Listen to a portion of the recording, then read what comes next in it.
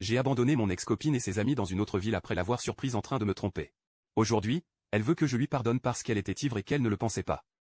Moi, 35e, je suis avec ma petite amie Maria, 33F, depuis environ 5 mois, mais nous nous connaissons depuis plus de 10 ans. Je l'ai rencontrée par l'intermédiaire de sa sœur Maya, 34 ans. Maya et moi travaillions dans un club de divertissement pour adultes lorsque nous avions une vingtaine d'années. Nous avons été amis avec des avantages pendant un certain temps, jusqu'à ce que nous nous sentions plus proches d'un frère et d'une sœur, et elle est devenue l'une de mes meilleures amies pendant cette période.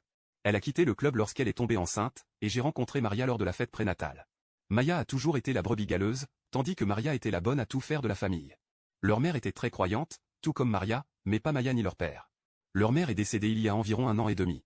Maya a fini par nous arranger un rendez-vous à l'époque, mais comme je devais déménager pour des raisons professionnelles, cela n'a pas fonctionné à l'époque. On se voyait à chaque fois que j'étais en ville, mais ce n'était pas le bon moment pour de nombreuses raisons.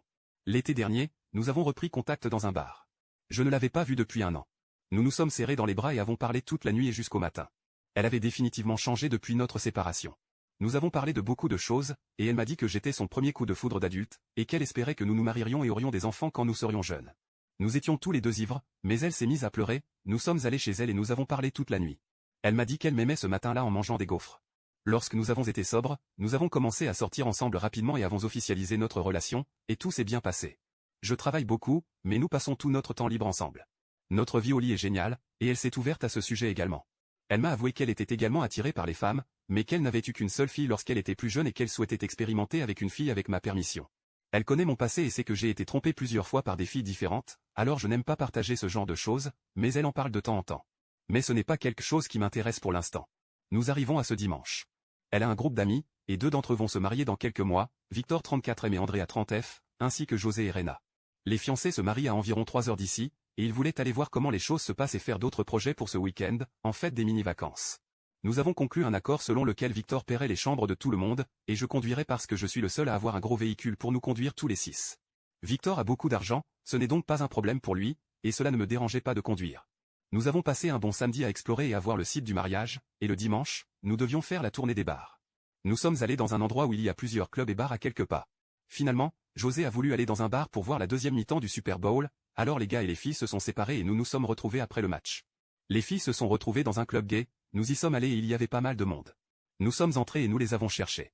Nous avons trouvé Andrea au bar en train de boire un verre, et Rena était aux toilettes. Nous avons cherché Maria et Rena l'a vue en premier. J'ai vu son regard et j'ai commencé à regarder autour de moi. Rena n'a rien dit, elle a juste pris José et elles sont parties, et Andrea était comme WTF. C'est alors que j'ai compris ce qui se passait. Le club a ces petites cabines qui s'ouvrent comme des petits cabanons. Là, j'ai vu Maria avec une autre fille et un autre gars, et ils étaient en train de s'envoyer en l'air, comme s'ils faisaient des trucs pour lesquels on a besoin d'un navigateur incognito. Victor m'a regardé comme si j'allais me battre, mais je ne sais pas, je me suis senti littéralement vide à l'intérieur et je suis parti. Je suis retourné à l'hôtel, j'ai pris mes affaires et j'ai conduit jusqu'à la maison. Hier, Victor et José m'ont contacté séparément et m'ont dit que c'était dommage de les avoir laissés en plan, mais qu'ils comprenaient et qu'il n'y avait pas de rancune. Cependant, Andrea m'a appelé et m'a dit que j'étais un imbécile et que j'aurais dû faire preuve de courage et la confronter. Elle m'a dit que j'aurais vu que Maria était très perturbée et qu'elle n'était pas dans son état normal. On dit qu'elle était bourrée, mais je ne sais pas, je l'ai vue boire, et elle tient bien l'alcool, alors je ne comprends pas. Victor a dit qu'après mon départ, Andrea est allée la chercher et qu'elle s'est mise à pleurer quand ils le lui ont dit. J'ai tout vu. Maria m'a appelé et m'a envoyé des textos, me suppliant de lui parler ce matin, elle s'est même présentée à mon travail, mais comme je prends le reste de la semaine, on lui a dit que je n'étais pas là. Maya est passée tout à l'heure, et dès que je l'ai vue, j'ai commencé à pleurer.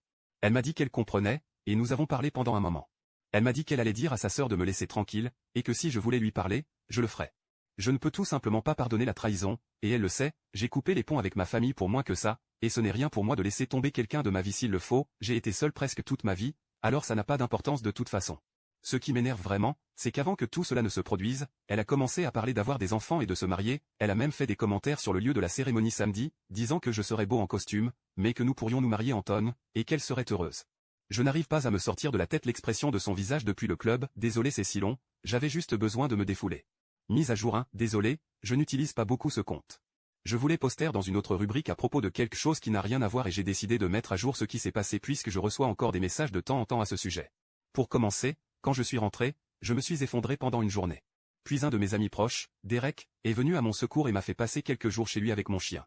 Je l'ai mentionné dans un autre commentaire, mais les gars qui y sont allés, Victor et José, m'ont contacté séparément et nous avons parlé, ils ont compris et n'ont rien dit d'autre, juste que tout allait bien. Andrea m'a appelé et m'a reproché de ne pas être assez viril pour certains BS, alors je lui ai dit d'aller se faire voir, tandis que Rena m'a envoyé un emoji de visage triste et s'est excusé. Sans rapport non plus, André a trompé Victor pendant tout ce temps, et ils n'ont pas fini par se marier. Victor est aussi devenu un bon ami, et nous nous retrouvons à la salle de sport et au parc 1 ou 2 fois par mois. Je ne peux vraiment aller à la salle de sport qu'1 fois par semaine, j'ai un emploi du temps très chargé. Andrea peut manger de la terre, personne ne lui parle, mais c'est une autre histoire. Au bout d'une semaine, je suis rentré à la maison. Maria m'a envoyé quelques textos et appels, mais elle savait à quel point j'étais là, et Maya l'a convaincue de me laisser de l'espace. Ce mois-là a été le pire, mais j'ai fini par le surmonter. Après le 2e mois, Maria attendait devant mon appartement tôt le matin quand je promenais mon chien, nous avons parlé pendant un moment, pleuré et tout ça, et nous avons décidé de rompre. Honnêtement, elle est magnifique et toujours gentille, et je l'aimais toujours, et ça m'a fait mal, mais j'ai tenu bon. C'est ce qui s'est passé pendant un certain temps. Un jour, environ 2 semaines plus tard, elle a commencé à m'apporter de la nourriture au travail pour le déjeuner, elle a dit que je lui manquais et qu'elle voulait juste manger et parler, sans attente ou quoi que ce soit. Cela a duré quelques semaines, puis un soir, elle s'est présentée à mon appartement pendant la nuit, et avant même que je m'en rende compte, nous étions passés à l'acte. Je ne lui ai pas pardonné, mais nous nous sommes mis d'accord pour suivre une thérapie et nous verrons bien. Elle y allait déjà, et nous y sommes allés ensemble. Finalement, j'ai trouvé un autre doc et j'ai moi-même suivi une thérapie pour mes propres problèmes, j'étais extrêmement peu sûr de moi et j'ai encore une douzaine de problèmes, mais je suis capable de les gérer à un meilleur niveau. L'une des choses dont je n'étais pas sûr, c'était ça elle n'est manifestement pas de mon niveau, mais elle disait toujours la même chose aux gens qui lui demandaient pourquoi elle était avec moi. Finalement, nous avons réglé nos problèmes et nous avons même essayé d'ajouter une autre fille à notre plaisir dans la chambre à coucher, mais elle a découvert qu'elle était plus intéressée par l'idée que par la réalité, donc pas de relation poly-courte star. Nous avons été séparés pendant environ 7 mois, mais nous nous sommes remis ensemble vers la fin de l'été. J'étais extrêmement en surpoids lorsque nous nous sommes séparés, je pesais près de 100 kilos, mais je suis maintenant plus proche de 200 kilos, mais il me reste encore du chemin à parcourir. Puis quelque chose de grave est arrivé au début de cette année, elle a été renversée par un conducteur ivre, sa voiture a été détruite, mais elle n'a pas été blessée. Plus tard, nous avons découvert qu'elle était enceinte, et nous avons perdu le bébé, elle n'en était qu'à 6 ou 7 semaines, donc cela a dû se produire juste après ses dernières règles. Après cela, elle a sombré dans la spirale, elle a pris des congés et ne voulait plus sortir de sa chambre. J'ai essayé Maya, j'ai essayé son père, mais rien n'y faisait. Un jour, elle a dit qu'elle quittait la ville, et elle est partie, elle est allée au Mexique, elle a la double nationalité et a encore de la famille là-bas. Un mois plus tard, elle m'écrit un long message et rompt avec moi, nous avons parlé et parlé, mais elle dit qu'elle a besoin de reprendre contact avec Dieu et avec elle-même, elle ne sort avec personne et n'a pas l'intention de le faire, elle veut juste faire son deuil sans que nous ayons à la regarder. C'est à peu près tout, nous nous envoyons des textos de temps en temps, mais honnêtement, cela nous blesse tous les deux, alors nous restons amicaux, mais pas trop émotifs. Personnellement, je vais bien maintenant et j'arrive à mieux gérer mes émotions, oui, j'ai été triste et j'ai eu le cœur brisé pendant un certain temps, mais je m'améliore et je continuerai à m'améliorer. Il n'y a pas de fin heureuse, mais je ne suis pas triste non plus, je suis suffisamment bien.